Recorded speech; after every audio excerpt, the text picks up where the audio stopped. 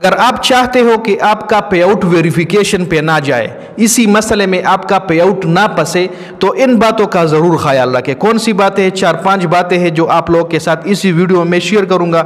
यकीनन बहुत नॉलेज वाली वीडियो है, आपको बहुत हेल्प करेगी ये वीडियो, तो कंप्लीट देखें। अगर आप चाहते हो कि आपका पेआउट इसी मसले पे ना जाए, डॉक्यूमेंट वेरिफिकेशन पे या आइडेंटिटी वेरिफिकेशन पे ना जाए, तो आपको पेआउट बनाते वक्त इन बातों का ख्याल रखना है कि जिस नाम से आपने पेआउट बनाया है उसी नाम का बैंक अकाउंट भी डालना है। लेट सपोज आपने पेआउट बनाया है जुनैद खान के नाम से, तो आपको बैंक अकाउंट भी जुनैद खान का डालना होगा। ये बात याद रखें, तो आपका ये इशू नहीं आएगा। दूसरी जो रीज़न है, अगर आपने एक दफ़ा जुनैद खान के नाम से पेआउट बनाया, फिर जुनैद खान का बैंक अकाउंट भी डाला, और कुछ महीनों बाद आपने सोचा कि मैं इसी में बैंक अकाउंट चेंज कर रहा हूँ, जुनैद खान की जगह मैं अली का अकाउंट डाल रहा हूँ, जब जून ही आप अली का अकाउंट डालोगे तो आपके पेआउट पे ये इशू आएगा, डॉक्यूमेंट वेरिफिकेशन आपसे मांगेगा।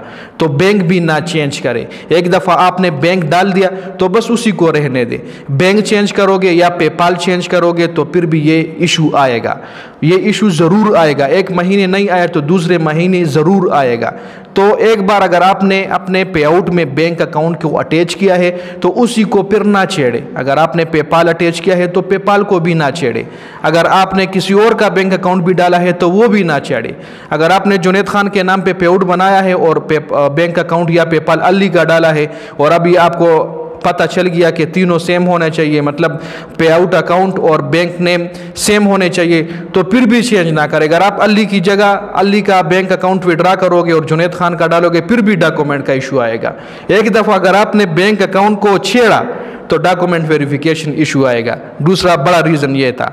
तीसरी रीज़न ये है कि आपको इन बात का ख्याल रखना चाहिए कि जिस नाम से आपने पेआउट बनाया है उसी नाम का ही बैंक अकाउंट डालना है, उसी नाम का बैंक अकाउंट डालना है। अगर आपके डिफरेंट है, पेआउट नाम किसी और नेम पे है, बैंक अकाउंट किसी और नाम पे है, तो अभी से ऐसा करें कि कोई एक ओरिजिनल पेआउट बनाए, सेम होने चाहिए, पेआउट नेम और बैंक अकाउंट सेम होने चाहिए, और अपने पेज को ट्रांसफ़र करें। उसी पेआउट से अपने उस ओरिजिनल पेज को ट्रांसफ़र करें, उसी पेआउट में जिसके सब कुछ सेम हो, मतलब पेआउट नेम, बैंक अकाउंट और प्रोफाइल आईडी भी सेम होनी चाहिए। मतलब मैंने पेआउट अकाउंट बनाना है जुनैद खान के नाम से, जुनैद खान का बैंक अकाउंट भी डालना है, और जुनैद खान की फेसबुक आईडी भी होनी चाहिए। अगर आपका डॉक्यूमेंट्स वेरिफिकेशन पे गया तो जुनैद खान का फेसबुक अकाउंट भी होना चाहिए, तीनों सेम होने चाहिए। अगर इसमें से एक भी डिफरेंट हो तो तब भी आपका पेआउट फिर अप्रूव नहीं होगा, आपका पेआउट फिर उसी तरह डिसेबल हो जाएगा या लर्न मोर पे चले जाएगा।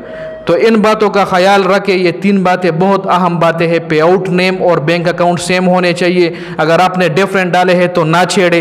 आप ऐसा करें कि अपने पेज को दूसरे पेआउट में ट्रांसफ़र करें, इसी पेआउट को ख़त्म करें, क्योंकि 1 महीने बाद, 2 महीने बाद, 3 महीने बाद, 4 महीने बाद कभी भी आइडेंटिटी वेरिफिकेशन या डॉक्यूमेंट वेरिफिकेशन का प्रॉब्लम आ सकता है।